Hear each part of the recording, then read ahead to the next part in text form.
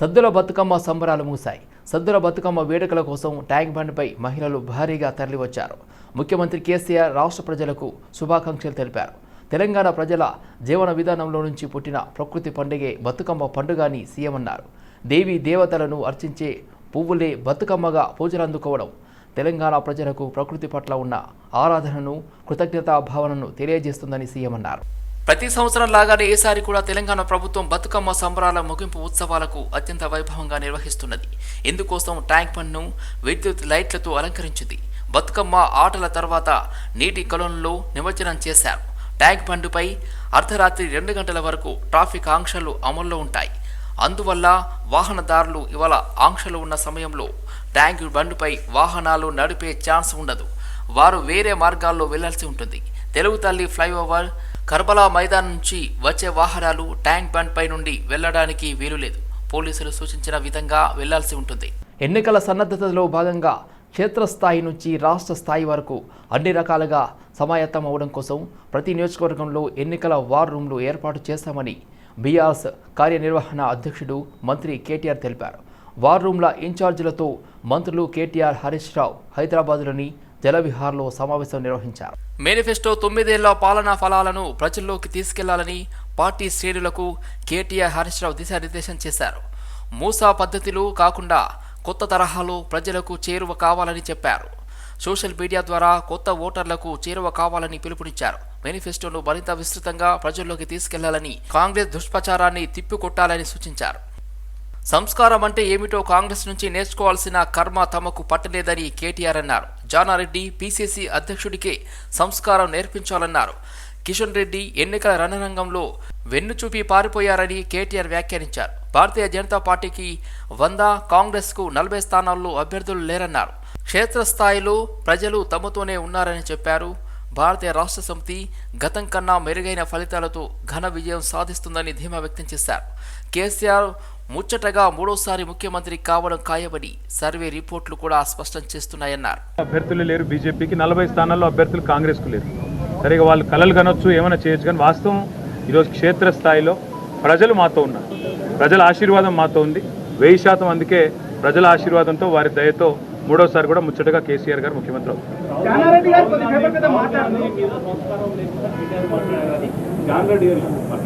సరే, మాకు సంస్కారం గురించి కాంగ్రెస్ పార్టీ నుంచి నేర్చుకునే కర్మ మాకు పట్టలేదు. ఎందుకంటే ఒక దొంగను తీసుకొచ్చి 50 కోట్లకు ఆ పదవి అమ్ముకునే దౌర్భాగ్య పార్టీ అది. ప్రదేశ్ కాంగ్రెస్ కమిటీ అధ్యక్ష పదవి అమ్ముకుంటారు, అసెంబ్లీలో సీట్లు అమ్ముకుంటారు. అలాంటి వాళ్ళ దగ్గర సంస్కారం గురించి శుద్ధులు చెప్పాల్సిన అవసరం లేదు. సంస్కారం గురించి చెప్పాలంటే జానారెడ్డి గారు పెద్దలు, వారు వాళ్ళ పార్టీ అధ్యక్షుడికి చెప్పాలి. కేసీఆర్ గారికి పిండం పెట్టమన్నప్పుడు ఏం పోయింది సంస్కారం? ఎక్కడ వచ్చింది సంస్కారం? సస్పెన్షన్ ఎత్తివేసిన తర్వాత బీజేపీ కార్యాలయానికి గోషామహల్ ఎమ్మెల్యే రాజాసింగ్ వెళ్లారు. 2022 ఆగస్టు 23న రాజాసింగ్పై బీజేపీ నాయకత్వం సస్పెన్షన్ వేటేసింది. రాజాసింగ్పై సస్పెన్షన్ను బీజేపీ ఎత్తివేసింది. సస్పెన్షన్ ఎత్తివేసిన తర్వాత తొలిసారిగా బీజేపీ కార్యాలయానికి రాజాసింగ్ వచ్చారు. సస్పెన్షన్ ఎత్తివేయడంతో పాటు బీజేపీ ప్రకటించిన అభ్యర్థుల జాబితాలో రాజాసింగ్కు బీజేపీ చోటు కల్పించింది. బీజేపీ తొలి జాబితాలో రాజాసింగ్ పేరును ప్రకటించడానికి కొద్దిసేపటి ముందే రాజాసింగ్పై సస్పెన్షన్ను ఎత్తివేసింది ఆ పార్టీ. రాజాసింగ్ తన అనుచరులతో కలిసి భారీ ర్యాలీగా బీజేపీ కార్యాలయానికి వచ్చారు. బీజేపీ రాష్ట్ర అధ్యక్షుడు, కేంద్ర మంత్రి కిషన్ రెడ్డి రాజాసింగ్కు స్వాగతం పలికారు. రాజాసింగ్ను కిషన్ రెడ్డి ఆప్యాయంగా ఆలింగనం చేసుకున్నారు. 2014-2018 అసెంబ్లీ ఎన్నికల్లో గోషామహల్ నుండి రాజాసింగ్ బీజేపీ అభ్యర్థిగా వరుసగా విజయం సాధించారు. మరోసారి తన అదృష్టాన్ని పరీక్షించుకోనున్నారు. మరోసారి ఈ స్థానం నుండి విజయం సాధించి హ్యాట్రిక్ సాధించనున్నట్లుగా రాజాసింగ్ ధీమాను వ్యక్తం చేస్తున్నారు. 2018 అసెంబ్లీ ఎన్నికల సమయంలో బీజేపీ తరపున విజయం సాధించిన అభ్యర్థి రాజాసింగ్ ఒక్కడే. మహమ్మద్ ప్రవక్తపై అనుచిత వ్యాఖ్యలు చేశారని బీజేపీ నేత రాజాసింగ్పై ఆ పార్టీ సస్పెన్షన్ వేటేసింది. రాజాసింగ్పై సస్పెన్షన్ను ఎత్తివేయాలని కోరుతూ బీజేపీ రాష్ట్ర నాయకత్వం జాతీయ నాయకత్వాన్ని కోరింది. బండి సంజయ్ బీజేపీ రాష్ట్ర అధ్యక్షునిగా ఉన్న సమయంలో పార్టీ రాష్ట్ర నాయకత్వం కేంద్ర నాయకత్వానికి సస్పెన్షన్ ఎత్తేయాలని కోరింది. అయితే బీజేపీ క్రమశిక్షణా సంఘం రాజాసింగ్పై విధించిన సస్పెన్షన్ను ఎత్తివేసింది. 3 ఏళ్లలోనే మేడిగడ్డ బ్రిడ్జ్ కూలిపోవడం దారుణమన్నారు బీజేపీ తెలంగాణ రాష్ట్ర అధ్యక్షుడు కిషన్ రెడ్డి. కాళేశ్వరం ప్రాజెక్టు మొత్తం అటర్ ఫ్లాప్ అయిందని విమర్శించారు. కాళేశ్వరం ప్రాజెక్టుకు భారీగా నిధులు కేటాయించారన్నారు. వేల కోట్ల రూపాయల ప్రజల సొమ్ము వృధా అయిందన్నారు. శాసనసభ ఎన్నికలకు సంబంధించి 52 మంది అభ్యర్థుల యొక్క తొలి జాబితాను ఈరోజు ప్రకటించడం జరిగింది. ఈ యొక్క జాబితాకు సంబంధించి ఇప్పటికే కేంద్ర ఎలక్షన్ కమిటీలో నిర్ణయం తీసుకున్నటువంటి విధంగా ఈ 52 మంది అభ్యర్థులు కేంద్ర పార్టీ ఈరోజు ప్రకటించింది ఢిల్లీ నుంచి. అందులో భారతీయ జనతా పార్టీకి సంబంధించినటువంటి 3 పార్లమెంట్ సభ్యులు ఈ యొక్క అసెంబ్లీ ఎన్నికల్లో పోటీ చేస్తా ఉన్నారు. 3 శాసన సభ్యులు మీకు అందరు తెలుసు, గత కొంతకాలంగా మరి ఈ యొక్క 3 శాసనసభ్యులు కూడా విస్తృతంగా పర్యటిస్తా ఉన్నారు. వాళ్ళు కూడా ఈ జాబితాలో తొలి జాబితాలో 3 శాసనసభ్యులకు కూడా పార్టీ తిరిగి అవకాశం ఇవ్వడం జరిగింది. ఇది కాకుండా 11 మంది మాజీ శాసనసభ్యులు. సత్తా ఉంటే మజ్లిస్ పార్టీ తనపై అభ్యర్థిని నిలబెట్టాలని బీజేపీ శాసనసభాపక్ష నేత రాజాసింగ్ ఓవైసీకి సవాల్ విసిరారు. సస్పెన్షన్ ఎత్తివేయడం పట్ల ప్రధానమంత్రి మోదీ, జాతీయ అధ్యక్షుడు లడ్డా, కేంద్ర హోంమంత్రి అమిత్ షాలకు ధన్యవాదాలు తెలిపారు. సీఎం కేసీఆర్ పాలనలో రాష్ట్రం మొత్తం అధోగతి పాలైందని విమర్శించారు. గోషామహల్ నియోజకవర్గంలో కొన్ని పనులు ఆగిపోవడానికి సీఎం కేసీఆర్ కారణమని ఆరోపించారు. జీవితాంతం గోషామహల్ ప్రజలకు రుణపడి ఉంటానని, హిందూ ధర్మ ద్రోహులకు పార్టీ లైన్కు లోబడి వారి భాషలోనే సమాధానం చెప్తానంటున్న రాజాసింగ్తో మా political bureau chief Srinivas face to face. చాలా రోజుల సస్పెన్స్ తర్వాత పార్టీ సస్పెన్స్ ఎత్తివేసింది. మరోసారి తొలి జాబితాలోనే సీటు కేటాయించింది. రాజాసింగ్ మనతో ఉన్నారు. చెప్పండి రాజాసింగ్ గారు, ఈ పరిణామం తర్వాత చాలా కాలం తర్వాత మళ్ళా సస్పెన్స్ తర్వాత పార్టీ రావడం ఎట్లా అనిపిస్తుంది? చాలా మంచిగా కనబడుతుంది.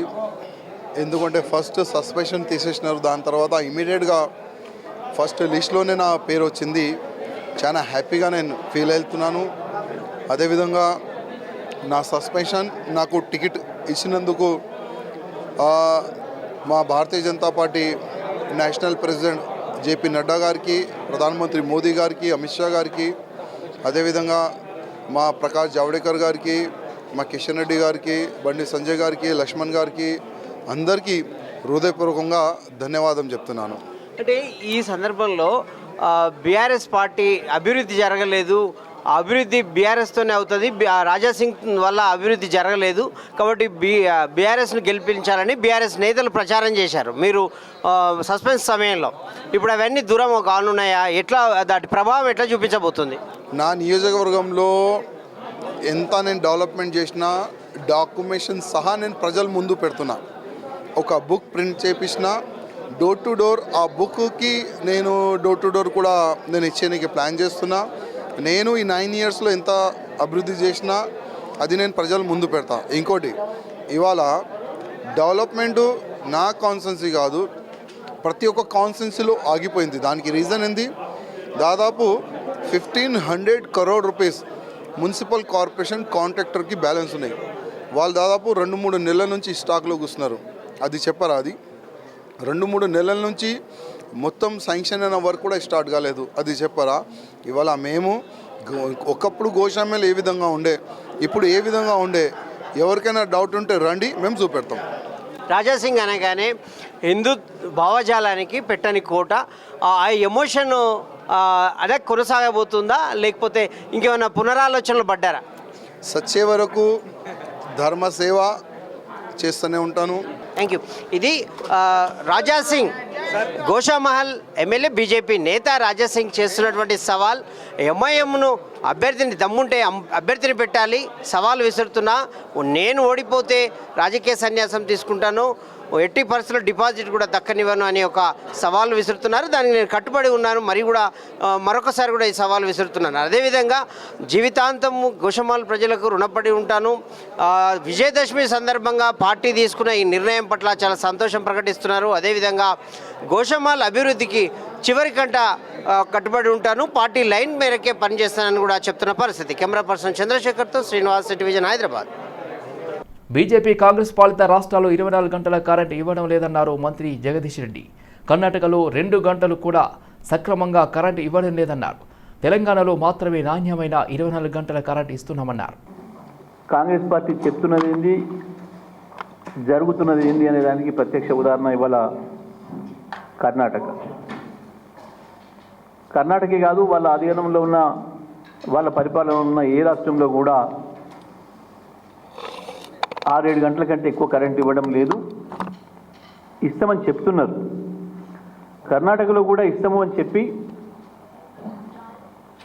5 గంటలు వరుసగా ఇస్తాం, పగటిపూట 5 గంటలు ఇస్తామని చెప్పి కర్ణాటక ప్రజల్ని మోసం చేసి, కర్ణాటక రైతాంగాన్ని మోసం చేసి ఇవాళ కనీసం 2 గంటలు 3 గంటలు కూడా ఇవ్వటం లేదు అని చెప్పి కర్ణాటక రైతాంగం మొత్తుకుంటున్నారు. రోడ్ల మీదకి వచ్చి దాడి చేస్తూ ఉన్నారు. స్వయంగా సబ్స్టేషన్ల ముందట రైతులు ఆత్మహత్య ప్రయత్నాలు చేస్తున్నారు. రాత్రిపూట ఇచ్చే 2 గంటలు 3 గంటల కరెంటు కొరకు మేము పొలాల దగ్గరికి వెళ్తే పాము కాటుకు బలవడమే కాదు, ఈ మధ్యకాలంలో మొసళ్ళ దాడులు కూడా జరుగుతున్నాయి. ముఖ్యమంత్రి కేసీఆర్ చేసిన రీడిజైనింగ్ వల్లే కాళేశ్వరం నష్టదాయకంగా మారిందని సీఎల్పీ నేత బట్టి విక్రమార్క ఆరోపించారు. కాళేశ్వరం ప్రాజెక్టు రాష్ట్రానికి గుదిబండగా మారిందన్నారు. కాళేశ్వరం ప్రాజెక్టు అద్భుతమని కేసీఆర్ కేటీఆర్ పదే పదే అన్నారని, కానీ నాణ్యత లోపం వల్లే మేడిగడ్డ బ్యారేజ్ వంతెన కూలిపోయిందని, డిజైన్లు తానే రూపొందించామన్న కేసీఆర్ ఇప్పుడెందుకు మాట్లాడరని బట్టి ప్రశ్నించారు. గత ఏడాది వరదల్లో పంపు హౌసులు మునిగి భారీగా నష్టం వాటిల్లిందని ఆయన విమర్శించారు. ఆ ప్రాంతంలోనే బస్ యాత్ర పర్యటన సందర్భంగా కాళేశ్వరం ప్రాజెక్టులో కేవలం అదేదో 28,000 కోట్లతో అయ్యేదాన్ని రీడిజైన్ చేసి 1,00,000 కోట్ల పైబడి పెంచి ప్రజాధనాన్ని దుర్వినియోగం చేశారంటే కేటీఆర్ గారు ఒక ట్వీట్ చేశారు. మీరు దాని దగ్గరకు వచ్చారు కదా, అక్కడికి వచ్చి కాళేశ్వరం ప్రాజెక్టు ఒకసారి చూసిపోండి ఎంత అద్భుతంగా ఉందో అని. మీరు ట్వీట్ చేసిన 24 గంటలు కూడా కాలే, కాళేశ్వరం ప్రాజెక్టులో మొదటిది అయినటువంటి మేడిగడ్డ బ్యారేజ్ దాదాపు 4 నుంచి 5 పిల్లర్లు పూర్తిగా కుంగిపోయి, బ్రిడ్జి వంగిపోయి, వంకరపోయి దాని మీద పోతా ఉంటే ఏమైపోద్దో, ఎప్పుడు పడిపోద్దో అనేటువంటి భయాందోళన పరిస్థితులు ఈరోజు కనిపిస్తా ఉన్నాయి. తెలంగాణ అసెంబ్లీ ఎన్నికల కోసం బీజేపీ 52 మందితో తొలి జాబితా ప్రకటించింది. ఆశ్చర్యకరంగా హుజురాబాద్ ఎమ్మెల్యే ఈటల రాజేందర్కు 2 చోట్ల పోటీ చేసే అవకాశాన్ని బీజేపీ అధిష్టానం కల్పించింది. సొంత నియోజకవర్గం హుజురాబాద్తో పాటు గజ్వెల్లోనూ ఈటల పోటీ చేస్తున్నారు. గజ్వెల్ సీఎం కేసీఆర్ సొంత నియోజకవర్గం కావడంతో ప్రాధాన్యం సంతరించుకుంది. కేసీఆర్ సొంత నియోజకవర్గంలో ఈటలను బరిలో దించడం ద్వారా బీజేపీ అత్యంత సాహసోపేతమైన నిర్ణయం తీసుకుందని చెప్పాలి. సీఎం కేసీఆర్ పై పోటీకి సిద్ధమని ఈటల కొంతకాలంగా సవాలు విసురుతున్నారు. కేసీఆర్ పై పోటీ అంటే ఈటల సత్తాకు పరీక్ష మాత్రమే కాదు, బీజేపీకి కూడా ప్రతిష్టాత్మకమైన అంశం. మరో విషయం ఏమిటంటే కేసీఆర్ పై పోటీ చేసేందుకు ఈటల తప్ప మరో అభ్యర్థి తెలంగాణ బీజేపీలో లేరా అనే అంశం కూడా ఇప్పుడు చర్చకు వస్తుంది. సీఎం కేసీఆర్ గజ్వేల్తో పాటు కామారెడ్డిలో కూడా పోటీ చేస్తుండగా కామారెడ్డిలో ఆయనపై బీజేపీ కె వెంకట రమణారెడ్డిని బరిలో దింపుతోంది. మొత్తం మీద కేసీఆర్ పోటీ చేసే 2 నియోజకవర్గాల్లో పోటీ అత్యంత ఆసక్తికరంగా మారింది. రాష్ట్ర వ్యాప్తంగా ప్రజాప్రతినిధులను చూస్తే ప్రజలు భయపడాల్సిన పరిస్థితి ఏర్పడిందని మాజీ మంత్రి తుమ్మల నాగేశ్వరరావు ఆవేదన వ్యక్తం చేశారు.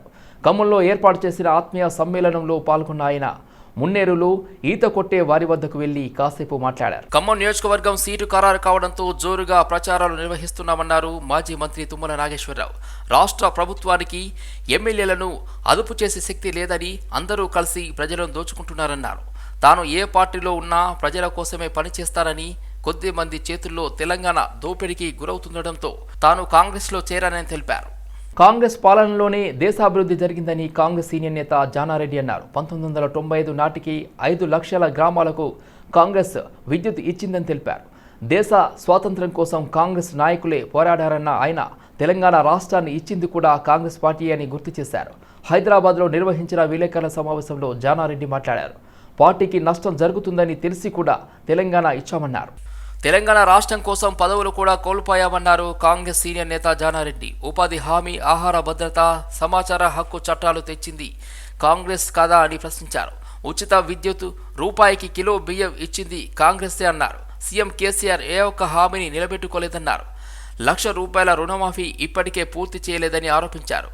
తొలి విడతలో రుణమాఫీకి 10 ఏళ్లు పట్టడంతో రైతులపై వడ్డీ భారం పడిందన్నారు. రెండో విడత రుణమాఫీని అమలు పూర్తి చేయలేదని జానారెడ్డి విమర్శించారు. ఉపాధి హామీ పథకాన్ని పెట్టింది ఎవరు? కాంగ్రెస్ పార్టీ కదా.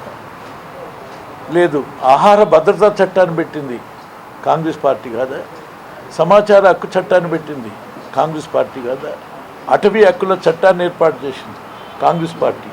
ఈ అటవీ హక్కుల చట్టం ద్వారా సుమారు 10 సంవత్సరాల్లో ముఖ్యమంత్రి కేసీఆర్ కుటుంబ సభ్యుల ఆస్తులు పెరిగాయి తప్ప ప్రజలకు ఎలాంటి లాభం చేకూరలేదని బీఎస్పీ రాష్ట్ర అధ్యక్షుడు ఆర్ఎస్ ప్రవీణ్ కుమార్ ఆరోపించారు. జగిత్యాల జిల్లా మిట్పల్లి మినీ స్టేడియంలో ఏర్పాటు చేసిన బహుజనుల రాజ్యాధికార సభలో ఆయన పాల్గొన్నారు. తెలంగాణలో కుటుంబ పాలన తప్ప ప్రజా పాలన సాగనం లేదన్నారు బీఎస్పీ రాష్ట్ర అధ్యక్షుడు ఆర్ఎస్ ప్రవీణ్ కుమార్. రాష్ట్రాన్ని తాగుబోతుల తెలంగాణగా మార్చారని ప్రవీణ్ కుమార్ అన్నారు.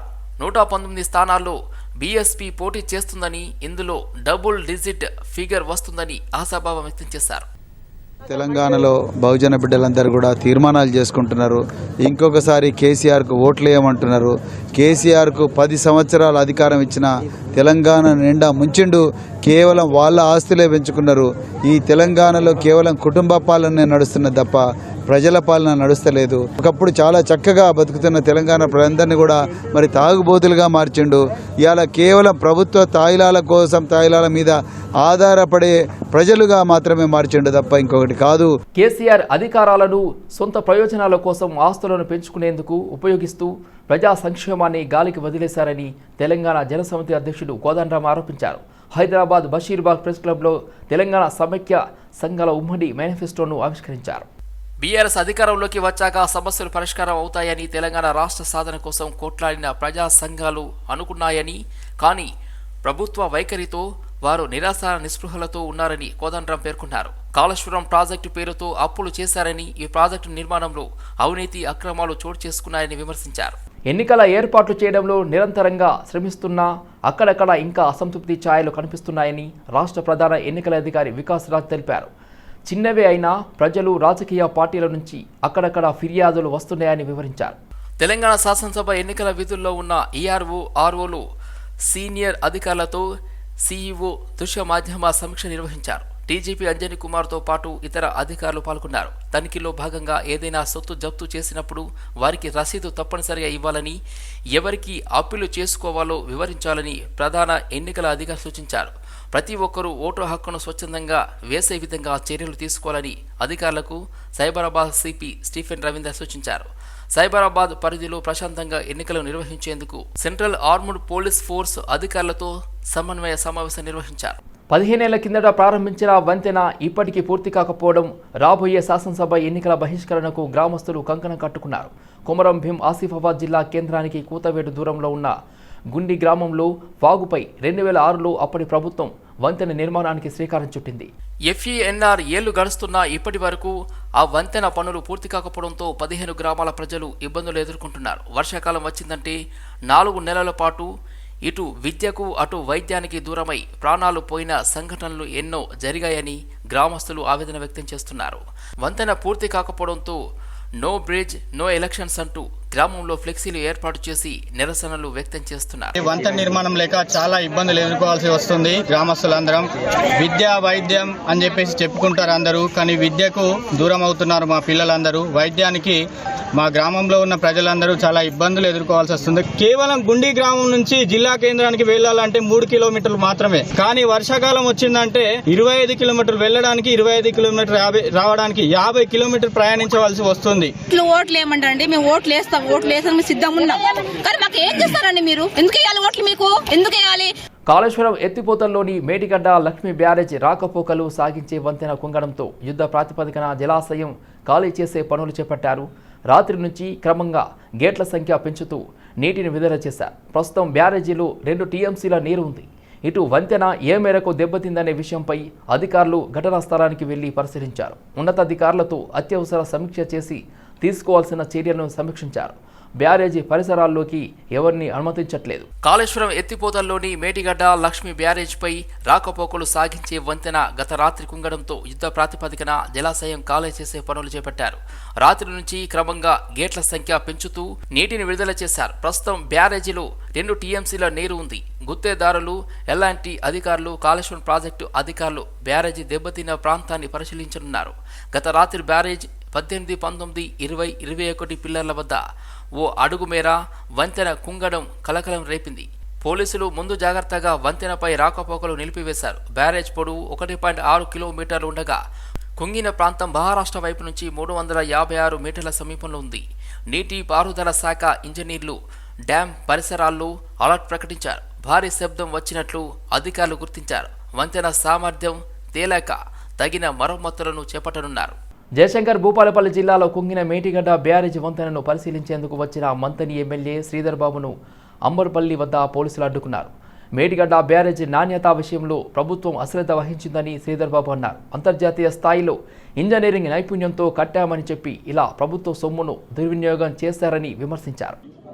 అంటే అసలు ఏం జరిగిందని తెలుసుకోవటానికి మేము కానీ ఈ ప్రాంతానికి సంబంధించిన జెడ్పీటీసీ సభ్యులు, ఎంపీపీ గారు, సర్పంచ్ గారు, ఈ గ్రామానికి సంబంధించిన సర్పంచ్ గారు, మా కాంగ్రెస్ పార్టీకి సంబంధించిన జిల్లా అధ్యక్షులు, బ్లాక్ అధ్యక్షులు, మండల అధ్యక్షులు వీరందరం కూడా వచ్చి తెలుసుకునే ప్రయత్నం చేస్తాము అని ముందుకు వెళ్తూ ఉంటే పోలీసులు వాళ్ళు అడ్డుకున్నారు.